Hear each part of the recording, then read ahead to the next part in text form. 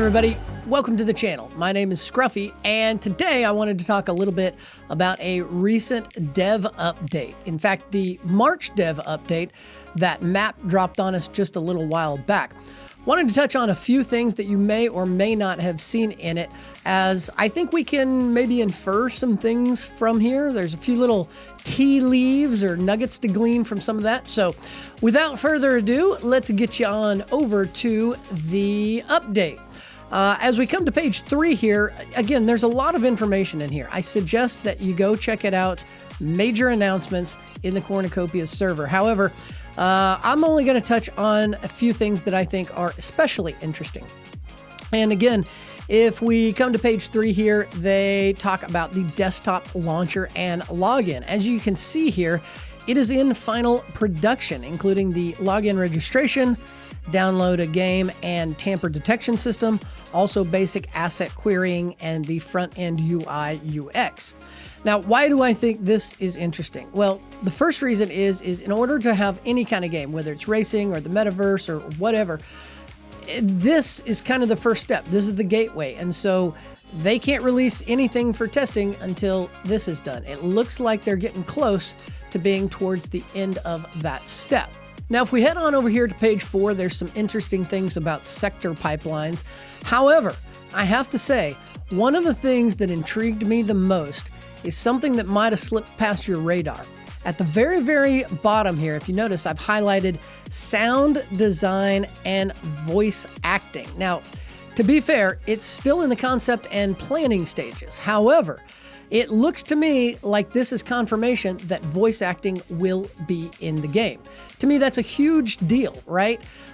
There are some games that have a lot of voice acting. There are some that have none. I believe it helps enhance the storyline and brings some of those characters to life. Those NPCs that can seem a little bit, I don't know, bland if they don't have some voice acting. So it's great to see that they're at least starting to talk about it, at least starting to look at it.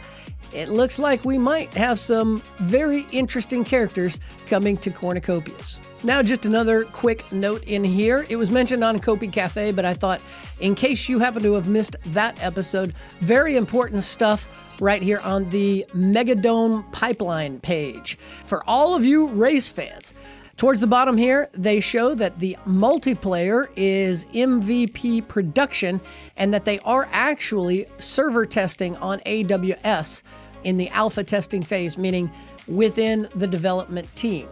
So we're getting closer, folks. Again, no idea on the exact timeline. I'm not sure if they even know still just yet when we might get testing, but at least they're testing it amongst themselves, meaning the public or limited public testing should be right around the corner. And finally, they gave us a ton of information on the new vehicles. So if you go over to the vehicle pipeline page in the development update, you can check out the vehicle inventory. And I just want to touch on a few here that I thought were very interesting. First of all, on the list, we've got the 1989 Valley Racework T1. Now, that is going to be the one that is free to play for everybody. Also interesting is that there are 5 different versions of this T1. There's an A class, a B class, a C class, a D class, and an F class, respectively. Moving down to the next one, there is the 2023 Valley Raceworks T3.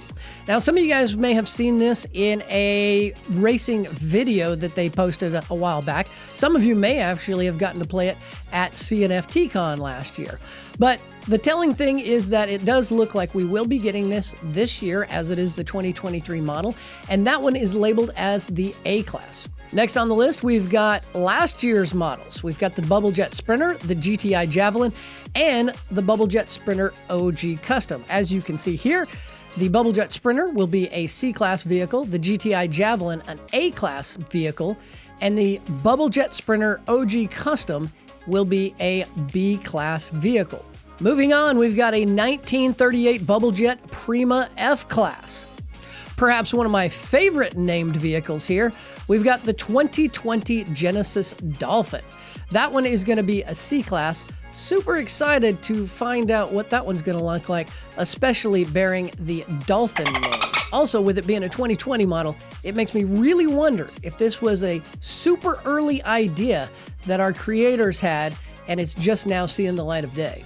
Then we have a set of unknown make and models. As you guys can see, they're only in the concept phase, but I thought it's interesting that they have a 1990, a 2006, and a 2023 model that they are thinking about. Apparently, they want to have lots of vehicles in the racing, which brings us to maybe the nugget of the entire document. And I would say right here, the 2023 Bubble Jet Bonanza OG Custom. Can we get a Haas in here somewhere, anywhere?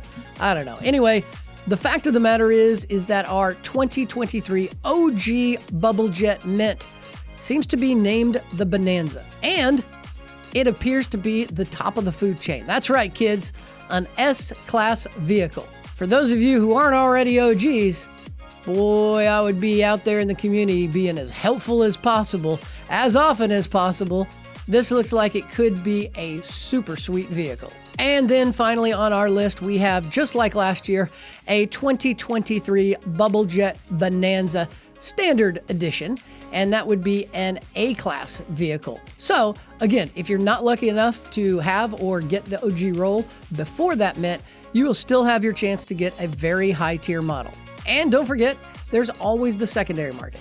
Let me know in the comments down below what you think of the new vehicles. Also, did I miss anything else in the dev update that you felt was important? Hope you found this video informative. If you did, make sure and like and subscribe. We'll catch you next time.